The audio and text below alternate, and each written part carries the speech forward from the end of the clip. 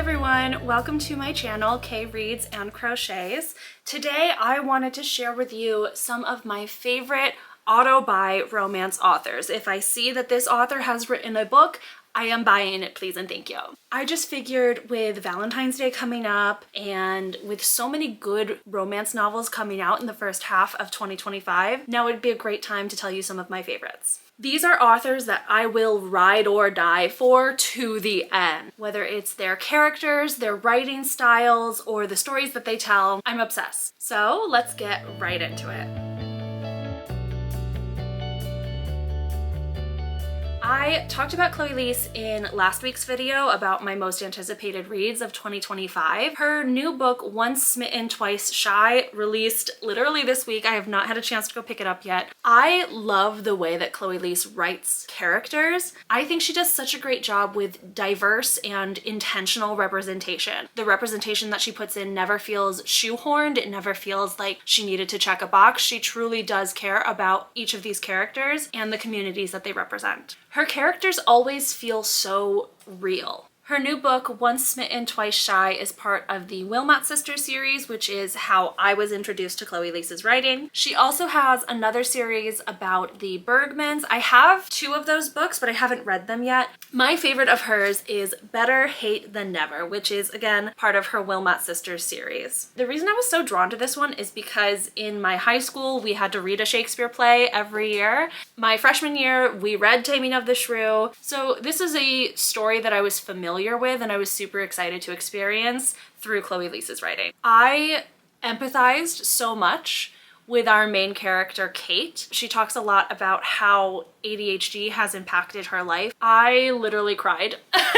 I'm not a person who cries at books a lot, but Chloe Leese hits me right in the feels every time. I would recommend Chloe Leese's books to anyone who enjoys romance novels that have a lot of humor and a lot of heart, or anyone who's looking for stories with neurodivergent representation. Abby Jimenez is another author that I talked about in last week's video. One of my most anticipated reads of 2025 was Part of Your World, as well as the fourth book in the series, which is coming out later this year, called Say You'll Remember Me. And since that last video went up, I did read Part of Your World, so my 2025 reading goals are looking real good right now. I love Abby Jimenez's sense of humor when she writes. There have been times when I was literally like doubled over laughing. Specifically just for the summer. I took this on a cruise with me in August and I was reading this book up on the pool deck and I got to the scene where Emma and Justin pick up Justin's mom from the bar. I swear I must have looked like a lunatic because I was like trying so hard not to laugh out loud. I've read everything from the Part of Your World series that's already out. Honestly, I liked the later books more than I liked the first couple of books. So I have high hopes for book 4 that comes out in April. My favorite book so far of hers has been Just for the Summer. I absolutely loved the dynamic between Emma and Justin. I think it was her best work plot-wise as well. Like, I think the narrative of this book made the most sense out of everything I've read by her so far. There were elements in her other books that I really liked, but I feel like once the characters got together, those elements kind of fell by the wayside. The best example I can think of this would be the letters in Yours Truly. I feel like once Brianna and Jacob actually got together, there were no more letters, and those were like my favorite parts. I really love Abby Jimenez's writing. Again, I think she is so funny. I think she has a really beautiful way of helping you connect to these characters on an emotional level. I recommend Abby Jimenez as an author to anyone who is looking for more closed-door romances. Her spicy scenes are not very spicy at all, and if that's what you're looking for, she's great. Whenever I read a really heavy book or a book that disappoints me, I'm very likely to fall into a reading slump. And Talia Hibbert is one of the authors I turn to pull me right out of that reading slump, because Talia Hibbert would never disappoint me. I found her through her YA book, which is Highly Suspicious and Unfairly Cute. Her characters are always so quirky and fun and unique. I think I would be best friends with all of them. Talia Hibbert has a really wide range of tropes and subgenres that she dives into. I truly think that she's got something for everyone to enjoy. My personal favorite is Act Your Age, Eve Brown. I loved Eve as a character, and I loved being able to watch her growth through her other two sisters' books and then finally get to her own. I really love the way that Talia Hibbert takes care of her readers and her characters. She makes a lot of author's notes and acknowledgments near the beginning of her books, basically laying out any potential triggers that she might be talking about, as well as any heavy topics that she plans on covering. And she always writes something to the effect of, I hope I did these topics justice, I hope I treated them with respect and the care that they deserve, and I just really appreciate that intention. She has got a fantasy novel coming out in, I think, spring of 2026. I'm so excited. I cannot wait to see how she tackles a fantasy book. Talia Hibbert writes beautiful characters. She's super intentional with her representation. I love how much care she takes with every single book that she writes. I recommend her books to anyone who is looking for diverse characters and representation and who likes scenes that perfectly combine sweet and spicy.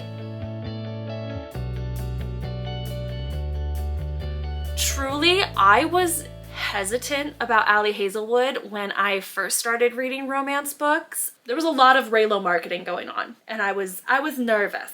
But Ali Hazelwood has been impressing me more and more with every single book she writes. She's another author that the more she writes and the more she puts out, the more I enjoy.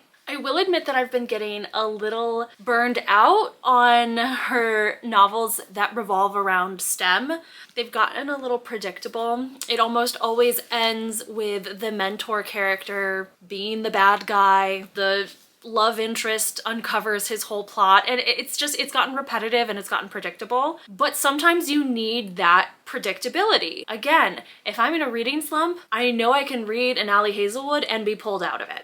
I started my Ali Hazelwood journey with Love Theoretically, and I really enjoyed it. Then I worked backwards to the other books in the STEMinist series, and I didn't enjoy those as much. But again, as she's written more, I have fallen back in love with her novels and her stories. I love that she's been branching out into different genres and different character setups. I can usually depend on an Ali Hazelwood novel to, again, pull me out of a reading slump or help me meet a monthly reading goal. I think my favorite of hers is actually her YA novel, Check and Mate. I loved Mallory and Nolan as characters, and I think the plot was very fresh in comparison to a lot of the STEMinist novels. I think Ali Hazelwood is a great author to start with for anyone who is new to the romance genre. I personally recommend starting with Love Theoretically or with one of the standalones like Check and Mate or Not in Love. Again, in my opinion, her writing's gotten stronger and stronger the more she's gotten published, and she does have a new book that's coming out in February, so I am very excited for that one. There are so many great romance authors out there, and these were just some of my personal favorites. I hope I introduced you to someone new to add to your TBR, and feel free to recommend your own auto-buy authors in the comments below. One new to me author that I am looking to try out this year is actually Emily Henry. My friend has been recommending her books to me for literally a year now, and I've got a couple of them. I just haven't read any of them yet. Until next time, I hope you have a great day. I hope you get to do something you love, and I will see you in the next video. Bye!